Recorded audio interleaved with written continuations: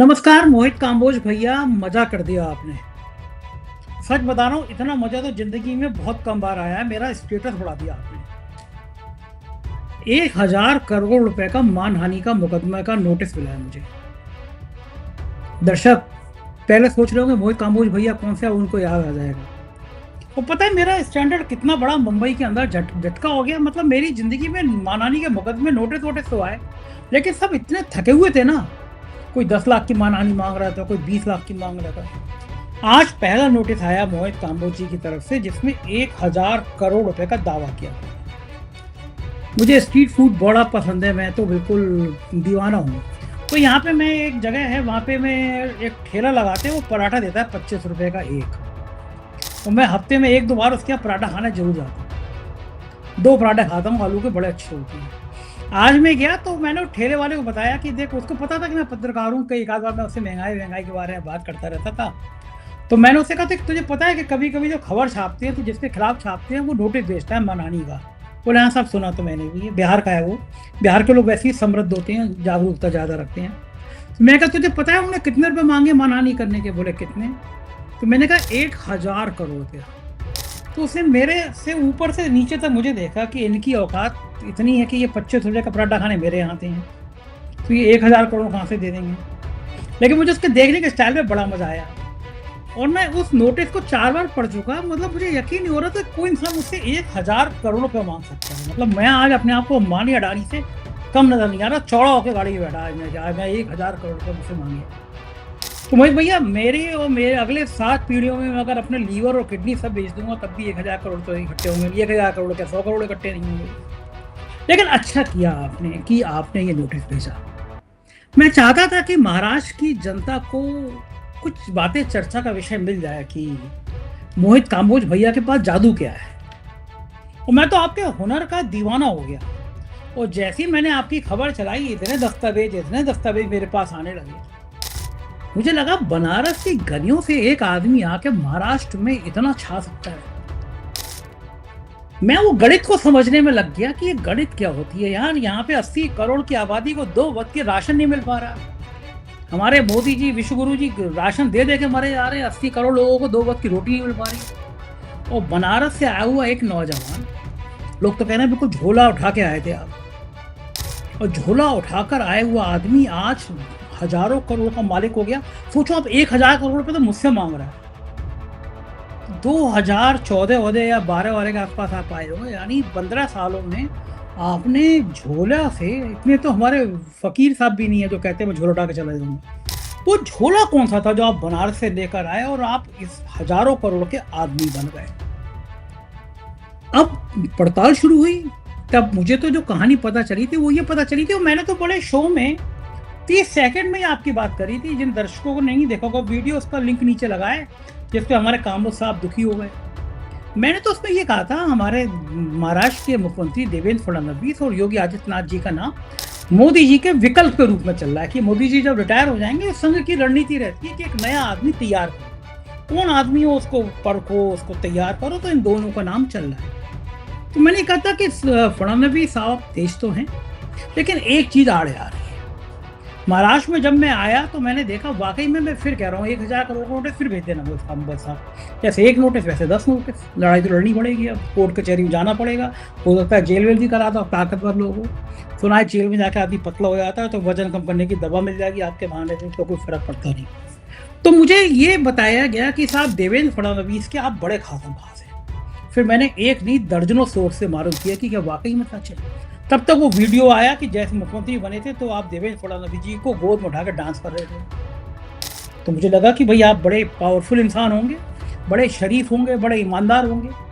कोई संघ का पसंदीदा मुख्यमंत्री देवेंद्र फडणवीस ऐसे उसको गोद में उठाकर डांस कर रहा है, तो निश्चित रूप से बड़ा चरित्रवान होगा, बड़ा निष्ठावान होगा, बड़ा ईमानदार होगा, मेहनत से 2 वक्त की रोटी कमाता होगा। तो ऐसे इंसान मुख्यमंत्री को गोदी में उठाकर डांस करता है। लेकिन साहब जब कारनामे पता चले तो मेरे तो पैरों तले जमीन खिसक गई। और मैंने साहब क्या गलत बोला? आपके पारिवारिक कार्यक्रम में अगर दोनों खान डांस कर रहे हैं, मुख्यमंत्री 3 घंटे तक बैठे हैं, उस होटल का बिल किसने दिया मुझे नहीं पता। चर्चाएं जो है मैं फिर कहूँगा, फिर नोटिस आ जाएगा। लेकिन वो उस होटल की, उस पार्टी की कहानियां बड़ी आम है। और ये पहला मौका नहीं था। जब आपने पूरे महाराष्ट्र में, मुंबई में होर्डिंग लगवाए मुख्यमंत्री जी के, तब भी कुछ विवाद हुआ था कि भाई ये होर्डिंग आखिर सीएम के दावेदारी पे मोहित काम्बोज ने क्यों लगाए। फिर पता चला कि सीएम के बड़ा करीबी आदमी था, वो एक मार्ग दुर्घटना में मारा गया।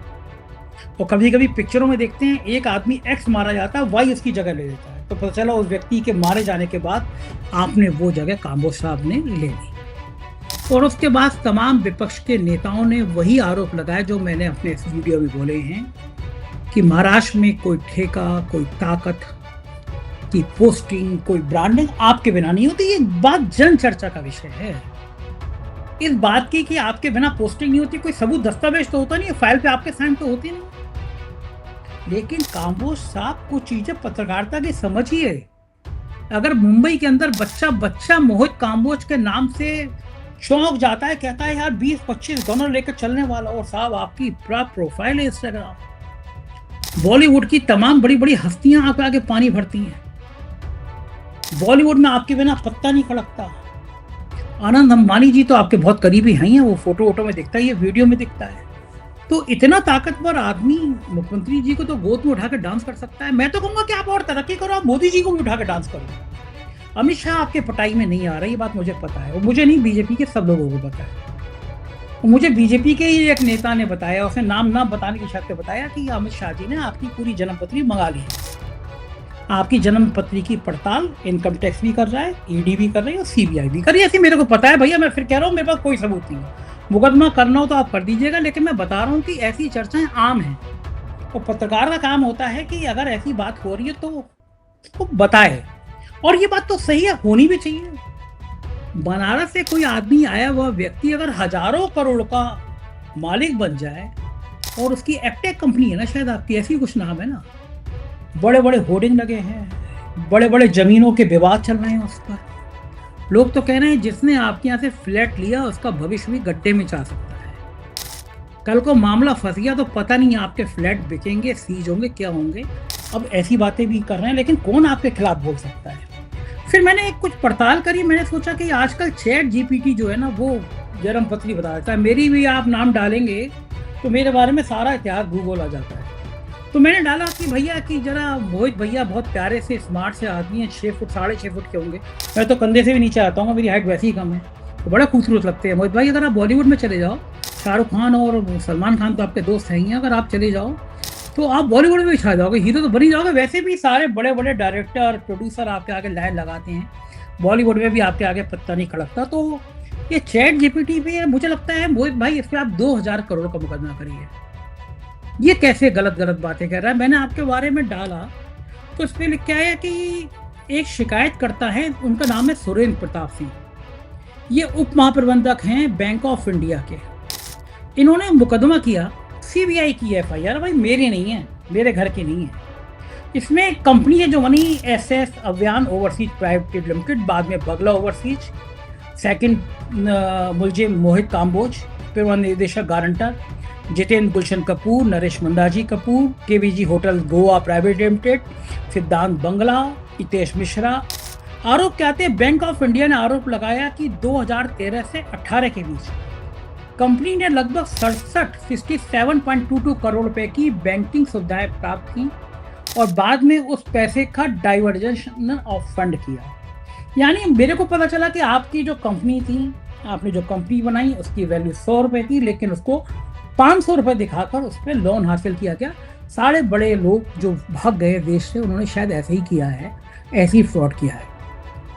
फिर उसमें लिखा कि फर्जी ने भ्रामक दस्तावेज प्रस्तुत किए, निर्यात से प्राप्त रकम बैंक के माध्यम से नहीं लाई गई, संबंधित सिस्टर कंपनियों के नाम से संदिग्ध लेन देन किए गए, बैंक को भारी वित्तीय नुकसान पहुंचाया गया। फॉरेंसिक ऑडिट में कहा गया कि अर्नेस्ट एंड यंग एलएलपी द्वारा किए गए ऑडिट में आरोप लगाया गया कि कंपनी के धन का उपयोग परिवार के सदस्यों के लाभ संपत्ति हेतु खरीदने के लिए किया गया। कुछ निर्यात बिलों की राशि प्राप्ति नहीं हुई, कुछ लेन देन वास्तविक गतिविधियों से मेल नहीं खाते थे, बैंक को दिए गए वित्तीय विवरण और ऑडिट खातों में अंतर पाया गया। और सीबीआई ने किन किन धाराओं में एफआईआर करी? धारा आईपीसी 120 भी, इसको धोखाधड़ी कहते हैं, 406, 420, चैट जीपीटी आपको 420 लिखा है। 1000 करोड़ नहीं, 3000 करोड़ का मुकदमा होना चाहिए सीबीआई पे। आप जैसे शरीफ इंसान को, जो मुख्यमंत्री को गोदी में उठा के डांस करता है, उस पर सीबीआई ने 420 लिख दिया।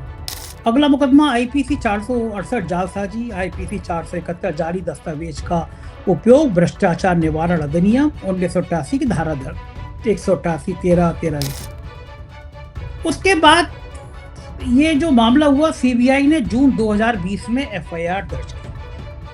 आरोप था कि इनके निवेशकों ने गोलमाल किया और उसके बाद में आप वॉशिंग मशीन में चले गए, भारतीय जनता पार्टी की वॉशिंग मशीन में चले गए, और 2026 में ये मामला बंद हो गया।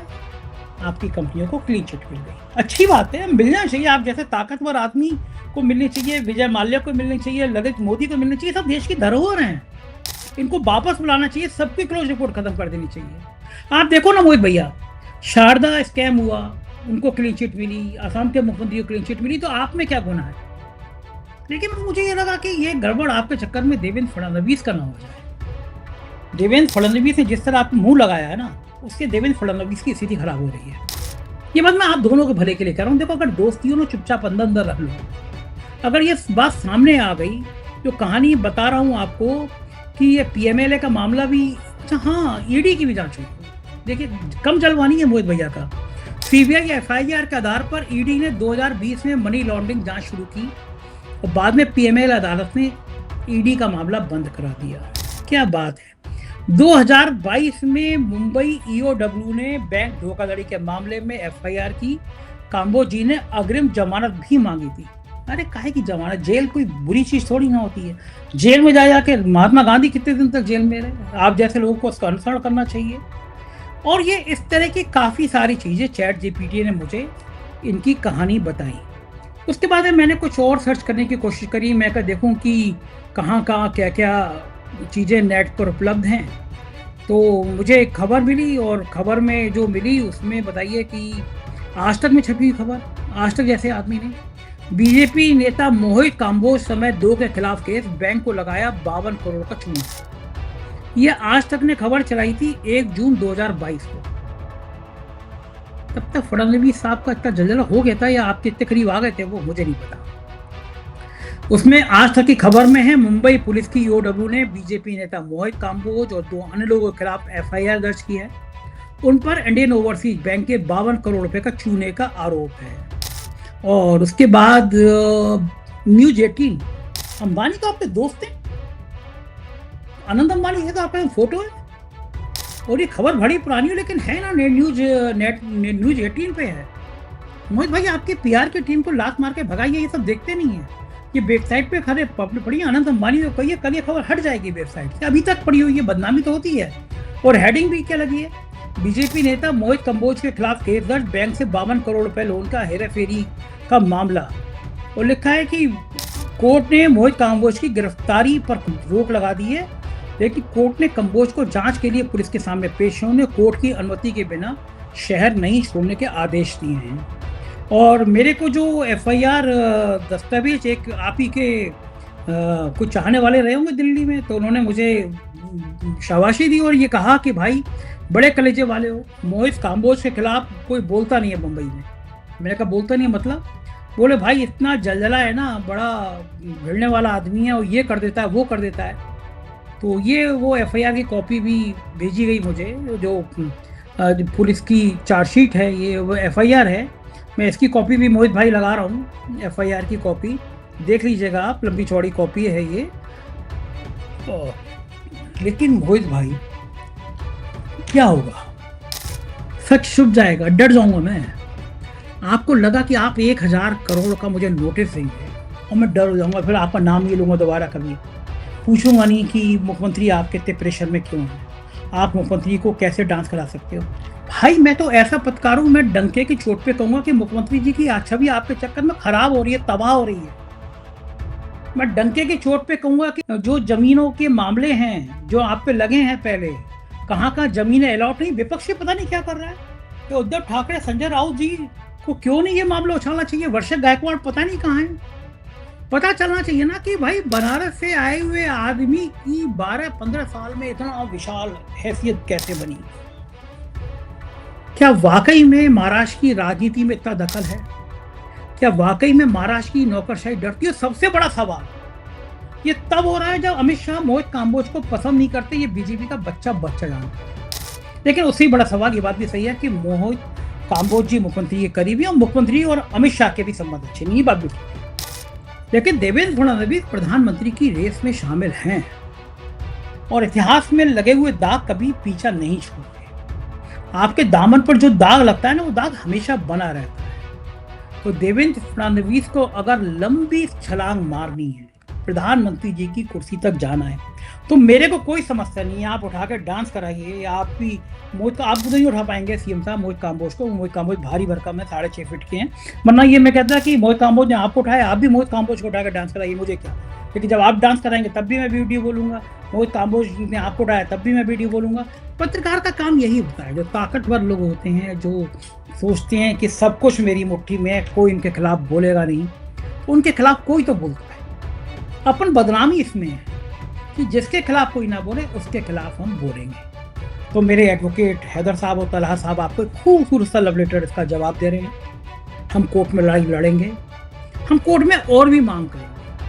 अब पहली मांग ये होगी कि सीबीआई और ईडी ने ये केस वापस कैसे लिया, क्लोजर रिपोर्ट दाखिल क्यों की गई, सत्ता के दबाव में की गई या कुछ और खेल था। हम ये भी मांग करेंगे कि सुना है कि आपने कई बैंकों से ओवर लिमिट दिखा के, ओवर हैसियत दिखा के लोन लिए और बाद में सेटलमेंट किए। यानी 500 करोड़ का लोन बहुत कम में सेटलमेंट किया। तो हम आरटीआई से पड़ताल करेंगे कि किस किस बैंक ने आपकी किस किस कंपनियों को लोन दिया, कितने में सेटलमेंट क्यों हुआ, क्यों सेटलमेंट हुआ। गरीब आदमी, किसान, खेत का आदमी 50,000 रुपये नहीं दे पाता, रस्सी से लटक जाता है। और आप जैसे पूंजीपतियों के लिए हजारों करोड़, कोई सैकड़ों करोड़ का लोन ऐसी बे ऑफ कर देता है बैंक। खेल क्या है? ये पूंजीपतियों का सिस्टम है, देश में बन किया गया है। ये पड़ताल होना जरूरी है ना काम्बोज साहब? आप भी मेरी बात से सहमत होंगे। ना भी हो तो मुझ पर क्या फर्क पड़ेगा? मुकदमा आपको करना है, फिर कर दीजिएगा। 1-2 थाने में एफआईआर करा दीजिएगा, महाराष्ट्र पुलिस आपके हाथ में है, बंद करा दीजिएगा। लेकिन निकलूंगा फिर बोलूंगा। समस्या तो मेरे बोलने में है ना। अगर ना बोलता होता तो आज कोर्ट में आता थोड़ी ना होता। तो काम्बोज साहब, बहुत जल्दी कोर्ट में मुलाकात होगी, हम आपके जवाब के साथ हाजिर होंगे।